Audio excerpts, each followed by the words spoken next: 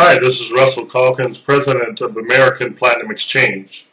Today's topic will be gold confiscation. Will it happen again?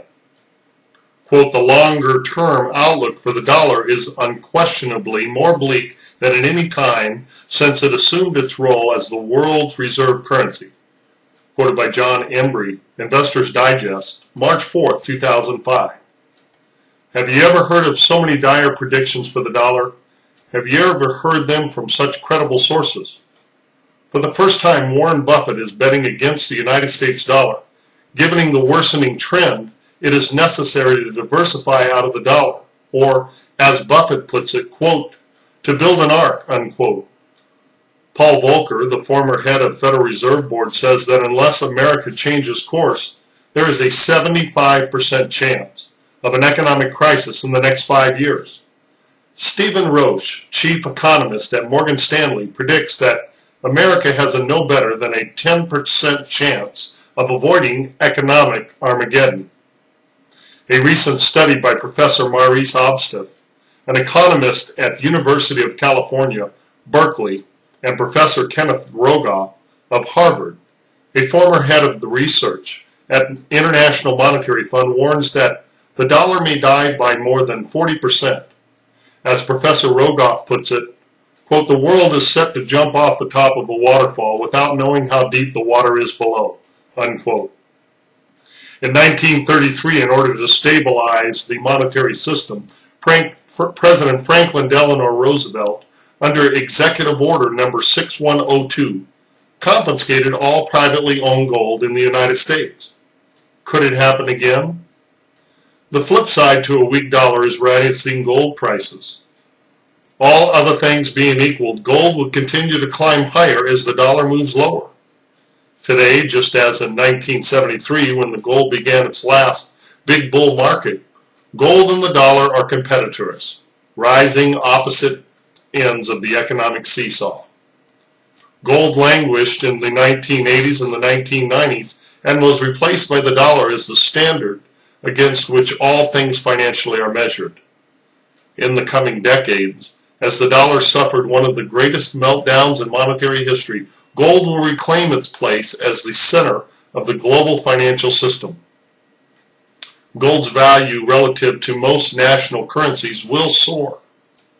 However, the monetary crisis that could make your gold extraordinarily valuable may also create the very situation in which the government would return to some version of the gold standard, which would require that the central banks enlarge their stocks of gold and increase the gold price. Central banks' revelations will make your gold holdings far more valuable, but will not do much for your net worth if the revelation occurs after the gold becomes the property of the United States Department of Treasury. Could it happen again? The problem is that the very circumstances that could make your gold so valuable could also result in it being taken from you.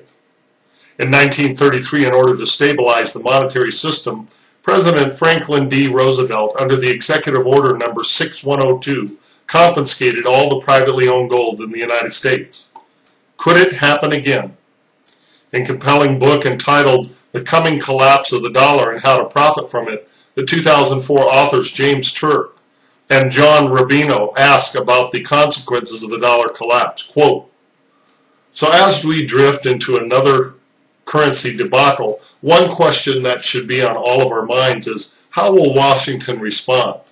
Will it freeze prices as it did, as Nixon did, confiscate our gold like FDR, prevent us from moving our savings to safer foreign markets and buying foreign currencies? Or come up with some ingenious new kind of exploration, one tailored to the modern financial world? Turk and Rubino says that there is no answer at this point because no two currency crises are exactly alike. However, it may be important to consider the reason why confiscation or exploration is even relevant. The fact that if this eventually becomes necessary for the U.S. to bolster a collapsing dollar with gold, we no longer have enough gold to do so in any meaningful way. As our debt and deficits have soared, and as more and more dollars have been created, U.S. gold reserves have disappeared. In 1950, the United States Department of Treasury owned 68.2% of the world's total gold reserves. Today, the Treasury owns less than 28%. Private gold ownership, the people who scoff at such a suggestion that the government might restrict private gold ownership should remember that many other countries have restriction on or absolute prohibition against private gold ownership. They should also remember that in 1933, Franklin D. Roosevelt dealt with the monetary and banking crisis by confiscating all privately owned gold, paying for the gold at $20.67 per ounce, immediately devaluating the dollar by 40% and setting the price of gold at $35 an ounce. At a single stroke, Roosevelt increased the government's gold assets, stabilizing the monetary system, and increased wholesale prices by more than 33%.